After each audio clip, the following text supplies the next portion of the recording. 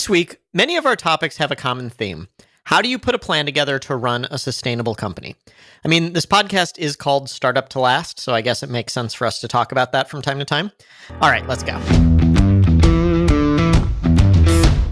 Welcome to Startup to Last, a podcast about building profitable software businesses that are meant to last. Hi, I'm Tyler. I run a bootstrap SaaS company called Less Annoying CRM. I'm Rick. I run a software-enabled services company called Leg Up Health.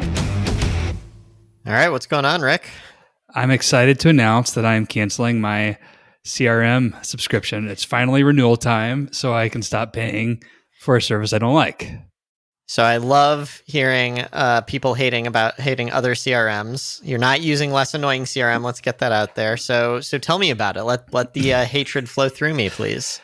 Just little things like annual contract, I had to add one user for in addition to me for 2 months, and I get charged for a full year. And it's ridiculous.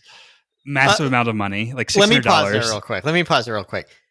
So many people do this annual payment, and it's like they don't even think about the possibility of like interns or anything like that. So I pay monthly for everything just because like if you have one intern, it completely negates all the savings of annual. If monthly was an option with these guys, I would do monthly, but it wasn't. Annual. This is Copper that you were using? Yes. Gotcha.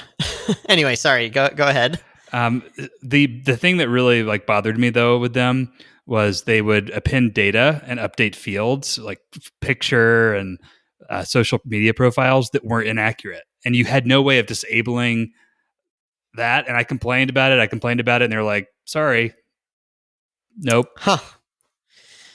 I find that comforting because there's all this like newfangled tech out there that I think like people want it to be table stakes. Like if you're not doing machine learning or if you're not using these integrations to automatically pull down people's data, like you're not keeping up. But yeah, I feel like it never delivers on the promise. Well, listen, it's one thing to have it available for users to opt into and say, hey, like, what data do you have available on this record that you could, append for me, and let me supervise that. But then just like to have it be automatically on, and then I log in and I see a picture of someone else when I'm talking to someone. It's not them. I know who this person is. It's not the person that you've put on the profile. There's no way for me to delete the picture. That's wild. So I have to upload. I feel like guilty having a wrong picture of someone. There's something like mentally challenging when you're talking to someone on one screen, seeing the wrong picture of them on your record, on your internal systems on the other, and you can't delete the picture. So you have to upload another fake picture to get rid of the old picture. So I don't know. I'm just so happy to be at a year and be done with them. So what are you doing instead? I am unsure. So part of me wants to just go straight spreadsheets and you kind of build this on top of Airtable. I think that's probably a bad idea, at least for now. So I probably will go with the monthly subscription to Pipedrive. Pipedrive, yeah. I'll be curious. Have you already tried it out?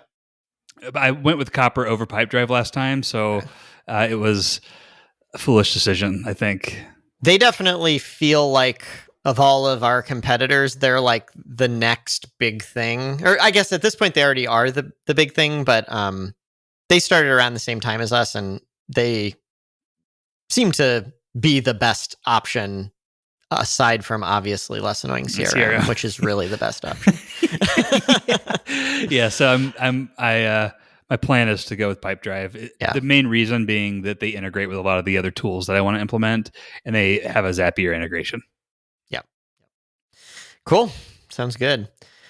I'm happy to tell you other things. What else do you want to know? Well, I don't know. I don't even know what to add. Honestly, I'm like so people, both customers and I don't know, just other people in our community sometimes ask me about CRMs, and I really don't know anything about CRMs. I only know about our products. And that's a good place to be. I mean, I think you guys have done a good job of, at the end of the day, you're just being less annoying. As long as you deliver on that, you're good. You don't really need to know what the other competition is doing. Yeah, it worries me a little bit because, okay, so like we have perfect clarity on what features our customers want, like just based on them telling us, where it's not like when we build a new thing, we're like wondering, oh man, are they going to want this thing? Like we have a lot of feedback, but I do worry in the back of my mind that I'm going to wake up one day and there's going to be some like big trend that we just totally missed because we were ignoring the rest of the industry that our customers didn't tell us about. And we're just going to be like so far behind at that point. Yeah. So I guess your worry is the competition figures something out that is less annoying and you could have taken that and implemented it too. But I mean, that's pretty low probability. And if you really cared about that, you would just once a year go do a week's worth of competitive research. Yeah, and I figure our customers, it's not like our customer base is set in stone. Like we keep getting new people, and every time we get someone, they evaluate the alternative. So in the past, it's worked out fine because if there's something new, they'll tell us. Like this is going to sound stupid, but Pipedrive has this like Kanban view for their pipelines, whereas we have a list view. And definitely customers come in and they're like, well, Pipedrive has the Kanban view. Why don't you? So I have to assume if there's like an important thing, we'll hear about it that way. I like the Kanban view. I would have poo-pooed that in the past, but I get why people ask for that. I think we're planning on adding it at some point, but it's good for a very like workflow heavy pipeline. I think it's bad for a really like custom field heavy flow where it's like people aren't really changing statuses, but you're filling out lots of information about them. I don't think Kanban's good for that. Anyway, it's a little in the weeds. Yep. What's up with you? Yeah, so one thing I want to talk about is the conversation we had about simplifying your business last week inspired me a little bit, not to necessarily question anything, but just even if you're happy with what you're doing, I think it's helpful to like revisit every once in a while, like, is there anything I could cut out? So I was thinking about the like less annoying business project. And for people who don't remember, back in, I don't know, was it March or something? I took like a week-long sprint to just like ship this content site called Less Annoying Business. It's basically my personal blog mixed with a newsletter, and the idea it was going to be like a marketing thing. Okay, so I decided to kind of reevaluate that a little bit, and I shouldn't say reevaluate, but just look at it and be like, where am I spending my time? Do I feel good about where I'm spending my time? Where you have traction. Yeah, that type of thing. Yep. I would say generally I don't have much traction at all, which is fine. I expected this to be a really like slow burn type of thing. Mm-hmm. But with the blog, so one of the inspirations behind Less Annoying Business was back in the early days of Less Annoying CRM, like in 2009 and 2010, I wrote a lot of blog posts. And then I basically completely stopped because it didn't seem to work. But now, those old 10-year-old blog posts are actually getting a meaningful amount of traffic. And I'm like, man, if I had just kept blogging, I'd have something here. But what I'm questioning is that true with a newsletter? Is it with a newsletter, are you creating the same type of asset that you are with the blog post? Because right now I'm like writing blog posts, but then I'm also writing a weekly newsletter. And if I just didn't have the newsletter part of it and I only had the blog post part, it would save quite a bit of time. Totally. I agree. So anyway, I just thought maybe we could talk through if the newsletter fits with my goals and my strategy and stuff. What do you think? I think my conclusion at the end of this will be that I need to keep doing it, but it's like more on the fringe. And here's why do you think you need to keep doing it? Well, here's why. The idea without it, is the blog traffic valuable? Like if, let's say I build up blog traffic, but if I don't have some way of capturing it, I'm not going to like immediately convert someone who reads a blog post on Less Annoying Business to become a CRM customer. So if I don't have some sort of drip nurturing thing, what's the point of getting the traffic in the first place? Fair enough. The downside is I don't really have that. I've got 160 subscribers, which if I'd gotten that by like gradually bit by bit. Wait, how many do you have? Like 160. That's really good for the short amount of time you've been doing. It sounds good. And if at the beginning you told me that, I'd be like, that sounds great. But the way I got them will sound less good, which is we sent an email out to our Less Annoying CRM customers. And like, I got almost all of these people came in at the very beginning. And now I'm getting like maybe one sign up a week, if that, which is something, but it's different from like if it had been compounding and slowly ramping up and I was at that point right now, I'd feel a lot better about it. How much time are you spending on the newsletter? Yeah, I don't know, like 30 minutes per a week. It's not a week, yeah. Yeah, that seems totally worth it. Yeah. Here's the other thing is I'm not sure it's good. Like I think far too often people look at their goals and they're like, how do I get my goal? And they don't like ask themselves like, does the world need this thing? And I kind of read my newsletter, and I like my blog posts a lot more than I like my newsletter. Well, maybe your newsletter is not a newsletter, but simply, hey, here are the new posts for the week. Yeah. So that's one of the things I was toying with, is just like putting it on autopilot. That might make it even less valuable. I already share the new posts for the week. What I'm trying to do is like also have something in the newsletter that you can't get anywhere else, as sort of like a reason to join the newsletter. But it's, I don't know if it's any good. The other, playing devil's advocate, the newsletter doesn't matter unless you have traffic.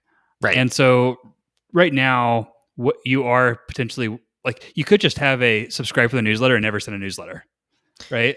And you'd be capturing people, and then maybe you send a newsletter once a month or once a year with some thoughts or whenever you feel like it. So you stop this weekly cadence thing, and then you focus exclusively on driving traffic. And once you start driving traffic, then you can worry about, okay, how good is my offer? But at the end of the day, people will give you their email address based on the form offer you have, not what you're actually doing on a weekly or monthly basis. Right. They haven't seen it at the time that they subscribe. Yes. It seems to me that what you're doing on the newsletter side, you should take that time and reinvest it into getting more traffic. Okay. I like the idea of going to a monthly thing instead of I don't like the idea of never sending it, because I do think people go stale, and then there's no momentum at that point. You don't have enough to worry about, though. Like, at the end of the day, in this matters to you because there'll be millions of visitors to the site at the top of the funnel, and that's when you worry about getting stale people. Sure. Okay. So I let me rephrase. I think there's an argument for getting rid of the newsletter entirely and just re-adding it if traffic gets good. I don't like this. I don't like the middle step of like, I still have the sign up for it, but I'm kind of neglecting the newsletter. You don't like bait and switch. Yeah. Yeah, and just putting out bad stuff, and yeah. Over-promising, under-delivering. But I think a monthly thing, it would cut down on I don't think it would take much longer to do one per month than it does, than what my weekly one right now takes. As far as traffic goes, I mean, are you getting, do you have an idea of like traffic to subscriber rate? I haven't looked at that recently. I mean, I don't have a ton of traffic is the reality here. At the end of the day, like, it feels like you could just take the newsletter away and say, hey, I'm pausing the newsletter for a while, guys. I'll let you know when it's back up. And then you just focus on getting traffic. And then once you have traffic, meaningful traffic, where 1% of that is meaningful enough for you to have a newsletter, then you bring the newsletter back. Yeah.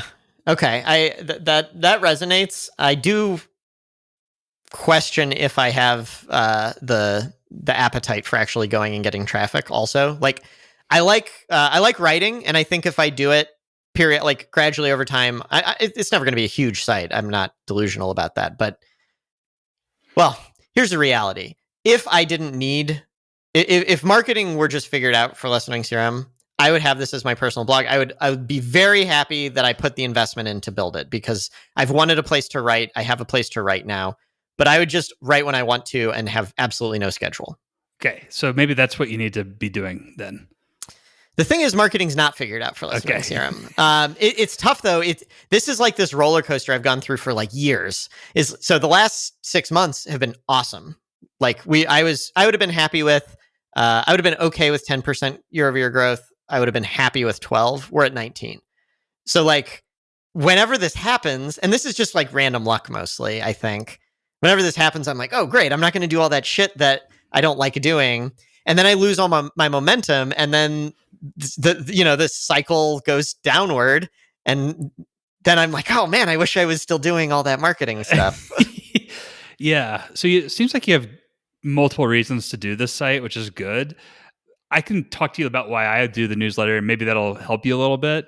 I think I do it for very different reasons. Yeah. My newsletter is the forcing function for producing content and doing some research every week. And it by having that commitment to a small number of subscribers that grows occasionally, it makes me like wake up most days of the week and go, am I on track with my personal writing and learning goals? And that is, it serves that purpose. I'm constantly iterating it to kind of, figure out what's working, what's taking too much time, what's the trade-off. And I find I get better at it on a monthly basis. I'm just constantly getting it's getting easier and more fulfilling, and still serving that. But it always is still serving that core purpose of, hey, I want to keep getting better, keep learning, and I want to write about it. Yeah. I have a little bit of that in that, like, I like the writing process. Like, my 3 of my last 5 posts have been about freemium. And it's not like I'm some kind of expert on freemium that needs to share it with the world, but like, I'm thinking through freemium for my own business, and writing it, and especially writing it for a public audience, forces you to like really think it through and be like, this can't be crap, because if I put crap out there, it's going to make me look bad. Yes. So I do think it's helpful for that. Totally. Yeah, at the very least, right? And then you add in, okay, by making it public, it turns into this beacon that like-minded people might find. It could be cool relationships that come from it. And then third, on top of that, I think, and this is where maybe you're a little bit different than me, is this could be a big marketing channel for Less Annoying CRM. But until you have traffic, like lots of traffic, number 3 is sort of off the table. Yeah. And I think I can build up to some traffic without putting in the work. I don't think I can like get it to a point where it's like big traffic unless I'm, really spending time. And again, right now I don't feel the need to, because growth is good, but I'm going to regret saying that in 6 months. Not if you continue to put out the content that you're putting out. My experience with the quality of content that you're putting out on a regular basis, because I've read every single newsletter you've put out, and I haven't read all of the articles, but I've skimmed all of them. Mm-hmm. It's good content. And if you do that regularly over a period of time, and you do some basic SEO stuff, it will rank and it will start getting traffic. It just is a matter of time. Yeah. All right. I appreciate the vote of confidence. So I think what I'm probably going to do is, yeah. I will just say that if that's not happening, let's do a shadow call, and let's take a look at what you're doing on Webmaster Tools and Search Console. Yeah. It's not, but it's also still relatively early. Like, it's been about a little less than 6 months. And I mean, in a sense, that's a long time, but my experience with this stuff is it takes even longer than that to build up. If it doesn't start building up at some point, though, the content is not the problem here. I think my on-site SEO is fine. Like, I have put in the, like, is the site performing well? Like, I use Ahrefs. It gives me a good site score. I look at keywords, stuff like that. I'm not doing any of the off-site SEO stuff where you like go do link building and stuff like that, but neither are you, and it seems to be working for you. So. But you've got like links from Less Annoying CRM coming in, right? Some, not at not least one. Yeah. And then you've got, have you set up like some third-party sites? Like, does your LinkedIn profile link to your lessannoyingbusiness.com account? I don't know. I don't use LinkedIn really. My Twitter profile does. I mean, what you might consider is just going for maybe 10 or so high-profile sites and just throwing up a link back just to signal to Google. That's fair. Especially since you're trying to rank for Tyler King on the About page. Yeah. So if you just took that About page and threw it up on all of your social media accounts with Tyler King as the anchor text, that'd be something to do in the short term. That's really low cost. Yeah, that's not a bad idea. Okay, not your topic though. I think what I'm going to do is switch to a monthly cadence for the newsletter because it just doesn't matter right now. The audience, it's already people who are in my audience anyway. It's like mostly current customers. The quality will be fine. So I'll do that. That'll be a lot easier. I'll keep writing. I'll maybe invest a little more in on-site SEO. Well, I guess what you're suggesting is off-site, but stuff I control. And just wait for a while longer and revisit this periodically. Yeah, but it does seem like you could do less newsletters. Yeah. If you're not getting it, what you want out of that, like do it less. Okay. I like that. All right, back to you. Well, update from last week. I listened to the conversation twice. It was one of those where it was like, man, I don't know how valuable this is to a listener, but it was super valuable to me. Yeah. So sorry for people who had to who sat through that, and sorry if it wasn't great content, but it was really, really helpful for me. I came away after sleeping on it and listened to it a couple of times and working on sort of my vision for Leg Up Health. I came away with some massive clarity. So my big thing is I created a one pager that outlined what I want the business to be and the business plan on how to get there. So by definition, when you try to keep something to one page, it has to be simple. but I have so much clarity on what I want to build and why and all that sort of thing. Anyway, I'm not going to read it, but the sustainability piece to go with simplicity was such a big important thing. I want to read my 3 core values that I came away with, because that part of the conversation with calm was really enlightening to me. Cool. I don't want to build a calm business. Yeah. So that, as a reminder for people from last week, we started out saying, how do you build a calm business? And then came to the conclusion, calm is kind of boring. What you want is sustainable, but like fun and exciting. Yeah. The balance between chaos and and complete like serenity. So, all right. So so I have a company overview. If anyone wants to see this, I'm happy to share it with you. Just email me. But this is based on a framework I used at my last company. It has a purpose, vision, values, and 3-year plan, and it fits in one page, and there's a lot of white space. The values, though, is what came out of the conversation. I have a lot of clarity on. The first, so I write here, Leg Up Health team members are fully empowered to use the following guidelines to make decisions for themselves. The first value is clients first. And the explanation here is we always do whatever would make the client happiest as long as it's not against the law or outrageous.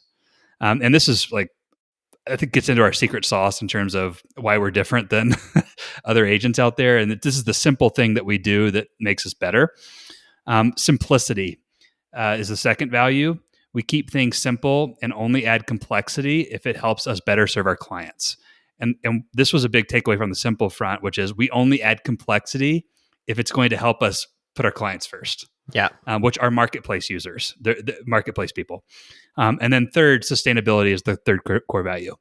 We push hard during seasonal open enrollments and give ourselves time to recover and enjoy personal passions during the off season.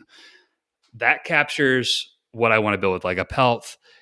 In a lot of ways, it's taking the good that I loved about People Keep and Zane Benefits and just getting rid of the bad, namely like never taking time to refuel outside of the big pushes. And then I've built up a 3-year plan, which is real simple. And then I've got a vision, but the clarified purpose, which gets back to the simplicity of what a client is Leg Up Health exists to help Utahns find, use, and manage their marketplace health insurance. And helping Utah marketplace consumers is our first goal. Profit is our second goal. Nice. I like a lot about that. 2 things I want to call out.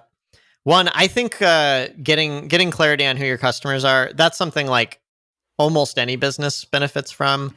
Like, I think a lot of freemium's been on my mind because I've been writing about it. A lot of businesses go wrong because they forget that the free users aren't their customers. Or if you're serving like enterprise and small business, like, those two might be in conflict with one another. Or if you're a 2-sided marketplace, like Uber, your drivers versus your passengers, like who are you here to serve? I think is a really good question for everyone to ask themselves. Also, do you listen to the Art of Product podcast? I don't. They had someone from Stripe on, and she said that kind of ran through a bunch of Stripe's like kind of core values or whatever.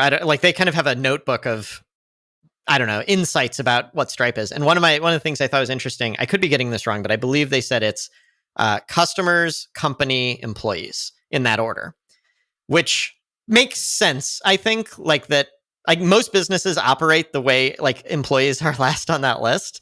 But not very many businesses say that out loud. And I kind of admire that they say that. So it's like, if there's a trade-off between what's best for the company and what's best for an employee, like it's written here what we should be doing, and no one should be surprised. And you kind of, what did you say again is your order? It's actually clients, employees, company. Employees, company, which is fine too. I don't think it's not about like what's right, but I think it's really interesting to actually lay those out. I could be more explicit with that probably, and sort of a footnote. But yeah, that's the implied order is clients first, then simplicity simplicity, which is really for, I guess you could say, the company, and then sustainability. I'd probably put sustainability before simplicity. Yeah. Which, I mean, those don't exactly map directly to like employees versus clients, but you definitely did a customer first thing, which 100%. Yeah. Which honestly, that's the easy one kind of. But I think it's interesting to think through like when there's trade-offs. I've actually sometimes thought it's employees first. Is it Jeff Bezos? Some famous business thought leader kind of says, no, it's employees first because the way you serve your customers is by making your employees happy. Yep. Anyway, interesting. Cool. Well, I'm glad to hear you've got some clarity there. Yeah. So now I've got basically the rest of this month is I'm going to eliminate the freemium service. I'm going to eliminate leg up benefits. Existing customers will continue to be served until they either want to cancel or switch to the referral service we talked about. Mm-hmm. And that's for the employers.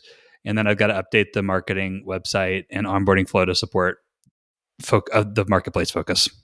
If you want to, I don't know if you're worried about your leg up benefits like your 2 customers getting at all pissed about this, you could just stop charging them, right? Like the amount of money is meaningless at this point, isn't it? The decision I've made is it's low cost enough to where it's like nothing changes unless they want it to. Yeah, that's fair. If they want to switch to the free service, they can do that anytime. I guess I should probably give them that option and just say, hey, leg up benefits isn't going to be available for new customers. We've created a new service that's a much less premium service than leg up benefits. But feel free to, if you would prefer to use that and stop paying us, you're welcome to. If you want to continue, we're going to continue to offer the service to you until you decide you don't want it. Yeah, I think that makes sense. Cool. What else on your end? Anyway, I thank you for that. That was really helpful. I feel really good about the direction, and I feel like I'm really close to being off to the races with growth. Great. So next up on my list, this is something from 2 weeks ago.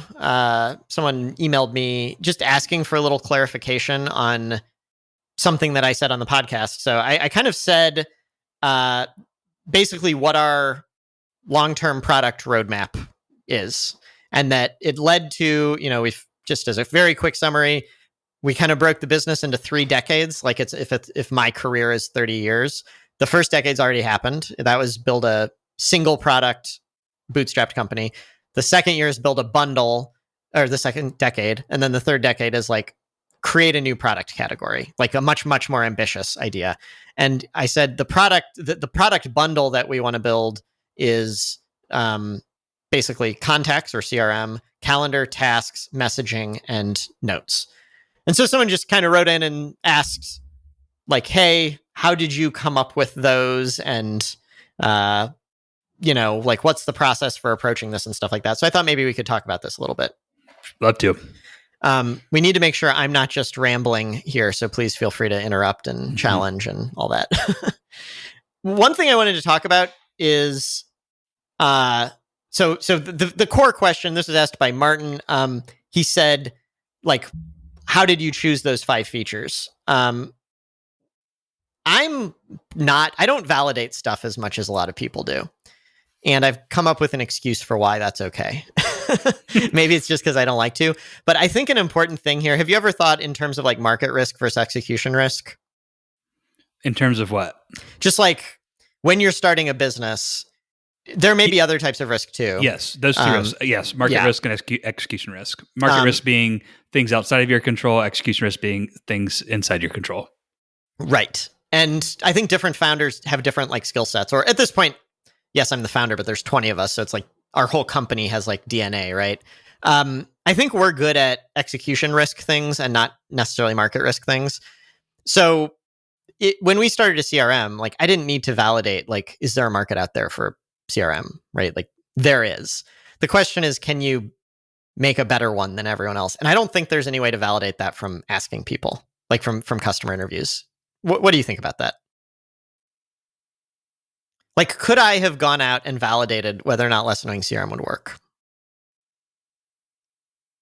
I think you did while you were at Zane Benefits, because when we were building the CRM platform for agents, you saw the pain and the willingness to pay. So you didn't have to, but you probably would have needed to otherwise. Okay, good point. But I guess maybe I should rephrase. The way you validate an execution risk idea, which generally means like there's already an established market, there's proven demand. It's just, can you be better? Can you build a better mousetrap? The way you validate it is you build the mousetrap, I think.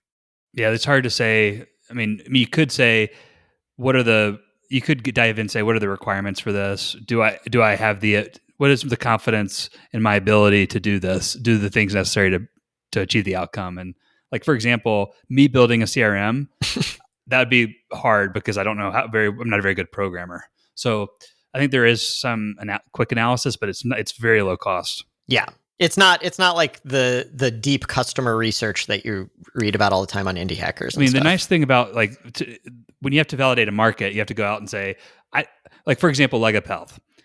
I did Google searches for insurance agents. I couldn't find much on Utah Marketplace health insurance. Like, there's not a whole lot out there. When I call people, they're like, I don't really want to help you. So the question going in for me was there a market for this? I had to confirm that people were willing to make people, their agents, one, that they were willing, and two, that they were able to do that, and the insurance companies would allow it. So there wasn't anyone doing what I was doing the way I was doing it. So I had to go validate that. You didn't have to do that with CRMs. Right. Exactly. It doesn't mean it's easier. There's a whole different type of challenge, but that's the execution risk thing. So I say that to say, like, all these 5 things we want to have as kind of a bundle at the end of this, they're all intentionally execution risk ideas. Basically saying, so again, there's the 3 decades. The third decade is create a new market category. That's the one where we're going to try to change consumer behavior. It's like way more ambitious. It'll probably never happen. Like, the second decade has to go really well for us to, I don't think a smallish bootstrap company can do that, or should do that, like create a new market category. So the question is, can we get to a 50 or 100 person company and then have the resources like a venture-backed company would? So anyway, for this decade, we picked 5 things we know people are already buying, our current customers are already buying, and all we have to do is build a better mousetrap. So that was one of the filters we looked through.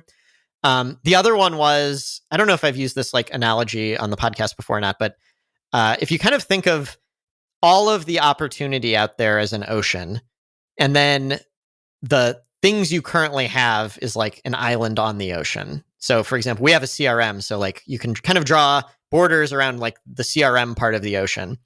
I made a big mistake in the past that you knew was a mistake and you criticized, which was I tried to launch this product called Sparse. Sparse was going to be this messaging task tool. I want to be clear, by the way, I still intend on building it. That's what that third decade's going to be if things go according to plan. But the mistake I made was I built this whole new product on its separate island. I'd already built a good island of Less Annoying CRM, and I just tried to build a totally different one. And it didn't take advantage of any of what we already had going on for us. If that analogy makes sense. I don't know if it is. So when we were doing this like brainstorming about what do we want for this decade, for this product bundle, we said, what are ways where we can expand the shores of our island rather than building a new island and then trying to build a bridge to it? So this just goes back to the core concept here is every entrepreneur should be asking themselves, what's my unfair advantage? And Less Annoying CRM's number one unfair advantage right now is we have 25,000 users who, for the most part, love us. And it was stupid to try and build a product that wasn't leveraging the 25,000 people we've already got. I'm not going to argue with you. Yeah, I know you were on that train from the beginning. Stupid's probably the wrong word, but it was highly aspirational. Yeah. This is, what you're choosing is the lower risk path. Right. Which it's kind of, Rob Walling has that stair step thing. This is his is like, how do you stair step to that bootstrap SaaS company? This is like, what are the next steps after that? If you want to go after something as ambitious as a venture-backed company, I think this product bundle, expand the island is, to me, the next step before go off and do that really ambitious thing. Especially on a bootstrap basis. Like, you could go pursue a Sparse type thing today, but you would need capital. You would need to be able to spend a lot of money. What you're saying is, in order to do this on a bootstrap basis, I'm going to have to take, one, a lot longer time to get there, and two, I'm going to have to build some serious assets that I can leverage that sort of replace the capital that feed the capital requirements in a different way. Yeah. Feed it with revenue instead of financing, brand equity, all the things you need. Yeah. And so that island that Sparse was going to be, we still have our eyes set on that, but our goal is to subsume that island by expanding our current one rather than by building a new one. So that's maybe a little abstract, but those two things, market risk versus execution risk, and then like leveraging our unfair advantage, those really informed how we figured out what are we going to build next with our features. Anyway, I've talked a lot here, but I think it's great. So was there another aspect to that, or do you feel good about like that being the answer to his question? Well, and then, yeah, I took some notes here just because, man, podcasting's hard. Every time you start talking about something, you like forget what you were going to say, don't you? So yeah, you answered why you chose those 5 features. Was there another part to the question? Yeah. So also like, what's the process for actually building them? This goes that's back. Interesting.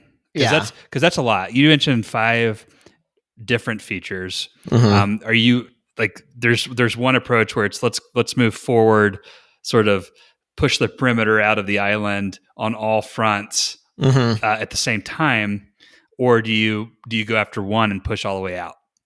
Yes, and there's another dimension I would say, which I've like in the past when I thought about this, I was like, oh well, let's build messaging and like launch it, and even if it's built into Less Annoying CRM, we'll have this big announcement like, hey, we built messaging. The way we're planning on approaching it this time is like my like litmus test for are we doing this right is if customers can tell any of this is happening, we did it wrong. I want it to be such a gradual change that they wake up one like my absolute dream. If I can give you my product, if I can retire and say this is true, I'll feel good about it. I want a customer to wake up one day and realize they previously used Outlook, realize they haven't logged into Outlook in like months and not really know why. And then when they think about it, they'll be like, oh, because Less Annoying CRM is doing everything I need. I don't want them to think, oh, I'm uninstalling Outlook because Less Annoying CRM just launched their Outlook competitor. The company that this brings to mind is Front. Like when Front first started, it was basically a super help desk. But now I'm switching to Front for leg up health, and I will never log into Gmail again because of Front. But they weren't that way 5 years ago. Right. Absolutely. So how do we apply this? We're trying to take all the things we currently have in Less Annoying CRM and like iterate them very gradually to have these other things. So just like to give an example, this is going to be a little in the weeds, but like I want to build an appointment scheduler. I've talked about it all the time on this podcast. Listeners are thinking you're never going to. You've been talking about it for too long. But like here's like a way to do it. We already have a calendar. We don't have like free busy times on the calendar. Like you can put events on and that marks you as busy, but like you can't say, here's my work schedule. I start at 9, I end at 5. That'd be a nice feature to have, just like generally for a team calendar. We also don't like send ICS invites out. That's like the file attachment in the email, because when people are adding each other like on a team to the calendar, like they all share a calendar. They don't really need RSVP stuff, but we could add that. We could add an integration with Zoom and Google Meet so that the location can be auto-filled with that stuff.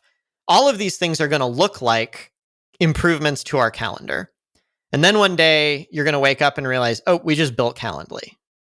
So that's kind of that's just like a specific example of this, but we're trying to think, how can we add little things to what we already have such that it just feels like we're making our product better, and it, again, consumes the island of this other feature rather than founding that island as a standalone thing. I like it. Cool. Makes sense to me. I mean, I like the strategy a lot.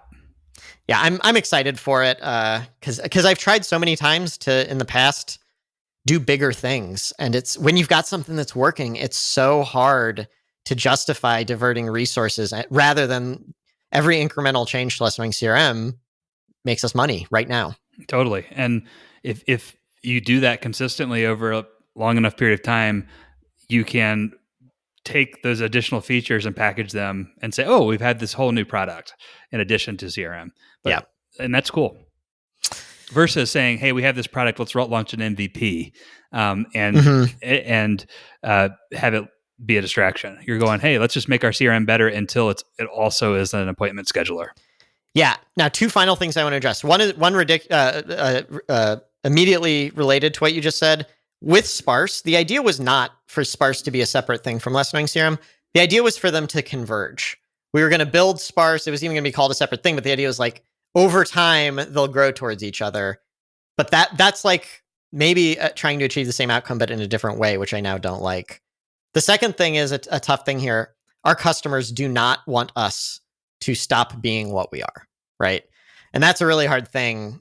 And this is, I'm planning on writing some blog posts about this because I've been thinking a lot about this. Is like, how do you deal with the fact that you have to keep changing. Like 30 years from now, if we're just what we are now, we're not going to have any customers. But how do you compete and innovate while still staying true to the commitments you've made to current customers? And there's not an easy answer, but I'm hoping that this gradual iteration thing is one way to help with that.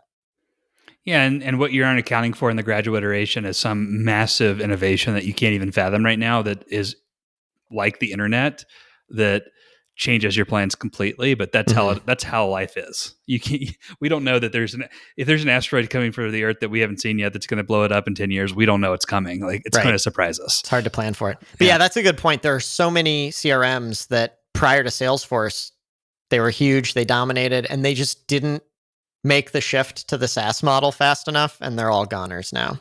So I think maybe one thing to add to your planning process then in this situation is looking up and going, are there any existential SaaS threats on the horizon that we need to be leaping across? That's a fascinating topic. I realize there's like maybe specific ones to us, but just like general SaaS technology, like the internet obviously was not specific to CRM. What do you think is on your list for that? I mean, I want cryptocurrency to be that, but I don't understand it well enough to be able to say that with any confidence. The other one would be the AI stuff is really interesting, especially when you see some of the applications. Like there's a really cool. I've included this in my newsletter this week as a kind of an Easter egg. But Google has this auto draw thing where you go in and you just like scribble something. I tested it out. I saw that link. Yeah, and it's like, holy crap! Like it really does tell what you want to do, and it makes a nice little drawing for you. That's just one little example, but when you start stacking that on top of other things, it gets pretty interesting. Yeah, so I think so if you listen to people, I think like AI, crypto, sometimes you see like virtual reality, although I think like enthusiasm for that is waning a little bit right now. And then self-driving cars, although I mean that's built into AI obviously, but I feel like I don't know if that relates to SaaS. I feel like those are four of the kind of common like tectonic shifts that could be coming.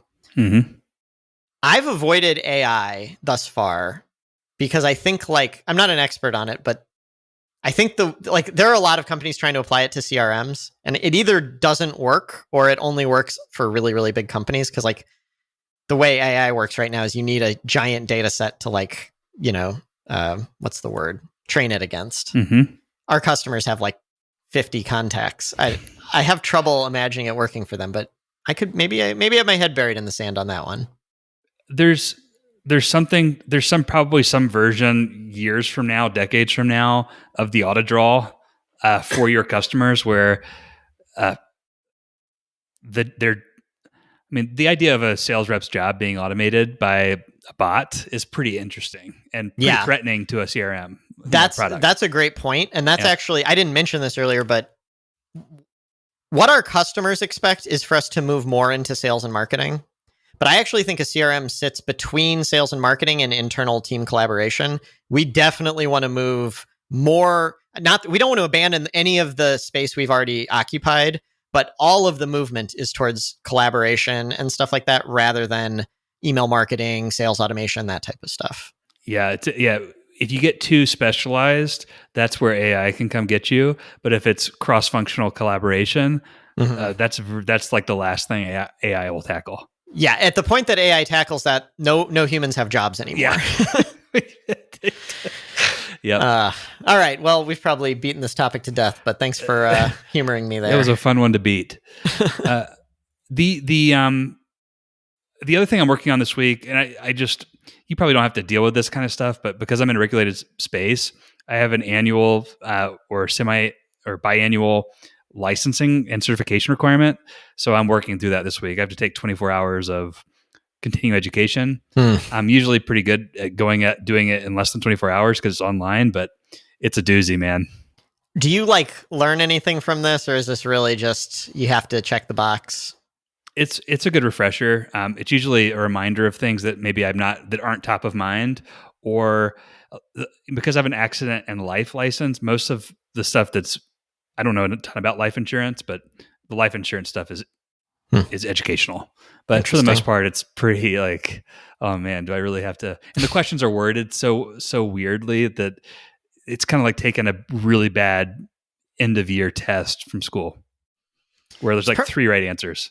Probably not a bad. You're right that I'm not in a regulated industry, so I don't have to do this. But we have parallels, which is like we kind of think, when a new employee starts, we train them on stuff. They forget everything. Not just humans. If you're not doing it regularly, or even if you are. So there is this kind of idea of continuing education. How do you do it internally for your team members? How do we give customer demos? How does like IT security work? For some of these things, I just send email reminders out to people. For some of them, we do like a speaker series once a year, but it is an interesting topic. It is. And I hadn't thought about that. There's industry continuing education, but then there's also company specific continuing education. I hadn't really considered that, but that makes total sense. I could see that actually if Leg Up Health grows in the direction of like you're a technology tool to enable agents that you employ. Super agents. That like, yes, the software needs to be good, but doing something like continuing education, but better than what the state requires could be potentially a really nice differentiator for you. Yep. I agree. Cool. The other thing I wanted to give you a shout out. I'm reading a book by Oliver Burkeman that just came out today called 4,000 Weeks. Got through a lot of it this morning in my morning reading time with my coffee. But it's about how short life is. It's 4,000 weeks. That's what that comes from. Yikes, don't say 80, that. That assumes you live to be 80 years old. I want to read a quote. It's irrational to feel troubled by an overwhelming to-do list. You'll do what you can. You won't do what you can't. And the tyrannical inner voice insisting that you must do everything is simply mistaken. I admire your ability to have this mindset. I feel like you're really good at understanding that what is pretty easy to predict, like will happen. But when it's going to get done, you sort of leave towards, it's going to happen when it happens, which is indicative of the 3-decade plan. You're not creating deadlines that create anxiety for your team. You're actually creating so much space that it's really special. So I think I've gotten better at this from talking to you since we're doing the podcast, but this is something that is core to the book in terms of there's only so much you can do in an hour, in a day, in a year, in a life. And anyway, I admire that about you. I appreciate that. Thank you. Although there's the other side of it too, right? Which is, we talk about this all the time, that you and I are sometimes, we're trying to meet in the middle from two opposite ends of the spectrum, that you do move faster if you allow yourself to stress out a little bit.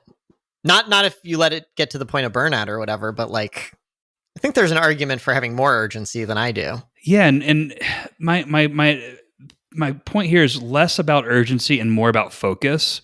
And that, I think you're pretty comfortable not being able to take advantage of everything, and making the decision to say no to just about everything so that you can have one or two things that you really care about. And I think that's very core to the startup to last mentality when we talk about on this podcast. But I sometimes want to have it at all. Like, for example, leg up health and leg up benefits. I think you're pretty good at saying, you know what? I know I can't have it all. And I'm going to strategically choose not to have it all so that I don't create, unrealistic expectations. Gotcha. And so anyway, I thought of you when I read that this morning. Cool. And I appreciate that. One more little response to that. I had I don't know. Do you feel like you're getting feeling old? like I'm feeling it more. Obviously, we're all getting older every day, but I'm feeling it more right now than What did I have at your any back point in my hurt? life. No, it's not even physical exactly. I mean, I guess it is in terms of energy levels and stuff, but just like I found myself last weekend spending a lot of time thinking about how I was gonna landscape my yard. It's just why the fuck do I care about this? I mean, you were talking about pulling weeds a few episodes ago, so that was new. the things that I enjoy in life, like 5 years ago, even 3 years ago, I would have looked at myself and been like, wow, you're just extremely lame. Mm-hmm. And I recently had I was like, man, should I have done more?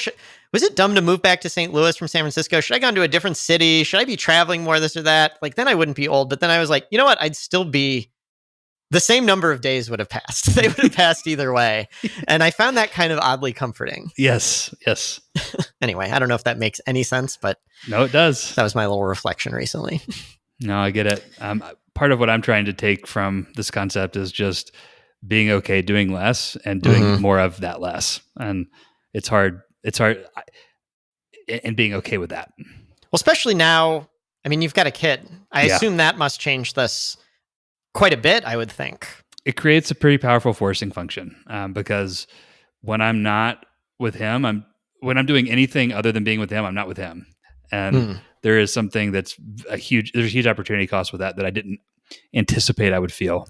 Does it take pressure off? Because something I'm always like, you see a lot of people in our circles, like, not VC type founders, but bootstrapped. And they're like, oh, the point of all of this was I work 4 hours a day. So like every minute my kids are home, I'm spending time with them. And I'm almost jealous. I don't particularly like kids. I'm not like jealous of that aspect of it, but I'm jealous of the fact that it's like, wow, that takes a lot of pressure off the business results. If all you need to do is free up time to hang out with your family. Mm-hmm. Have you felt that? Yeah, I would say it's not that simple. There's this, and I don't know what the right amount is of time. There's some minimum amount of time you want to spend, but then there's also the desire to provide opportunity, like go to WashU, go to Duke, these things that are expensive that take capital to provide. And it's like, if I'm not working, there's only so much you can provide unless you've made it. And so there's this trade-off between time with and then the ability to provide that is a balance that I think it's probably like anything else. There's you get your bang for your buck in some percentage of the time that isn't 100%, and then it's probably better to be spending your time elsewhere. I'm interested to hear if that changes as you have made it more. Like, you obviously could go get a job and get paid plenty. That, like, it's not like you're financially insecure, but your business is not yet providing the money you need, like, for long term. Mm-hmm. I wonder if when it does, if this will shift for you at all. It'll be interesting. Yeah, totally. Yeah. Well, we're really touching on those the startup to last concept in this episode, huh? Yeah. But one thing I want to call out, when I shared my one pager in Purpose, I've taken a ton of the big change from when I first started this business and today is I've taken a lot of pressure off the business. The business is now it's I'm creating something I want to create. If the marketplace goes away, the business goes away. And it's like, hey, like, let's go do this. And as long as it needs to be done, I've proven it that it works economically. And as long as people want to help me do it, let's go do it. If not, I'll go do something else.